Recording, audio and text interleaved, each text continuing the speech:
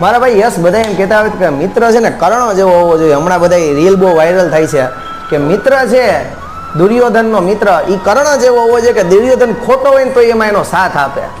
તો હું સાચી વાત છે કે મિત્ર કર્ણ જેવો હોવો જોઈએ? નહીં, આ ખોટી વાત છે.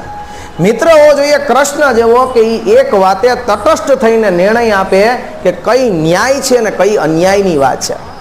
જો કર્ણ ત્યારે એ સમયે દુર્યોધનને બોલ્યો કે ભાઈ દુર્યોધન તું ખોટો છો, આ તું અન્યાય કરે છો, તો ત્યારે આ યુદ્ધ થાત જ નહીં. એટલે હંમેશા મિત્રની પસંદગી ને ભગવાન શ્રી કૃષ્ણ જેવી કરવી જોઈએ કે નહીં કે દુર્યોધન જેવી, નહીં કે કર્ણ જેવી. કારણ કે કર્ણ જેવા લોકો છે કોઈ દિવસ મિત્રને જો સાચી સલાહ ન આપી શકે, સાચી વાત ન કહી શકે, સાચી અન્યાયની વાત ન કરી શકે, તો એવા મિત્રની જીવનમાં કોઈ કામ નથી મિત્રો.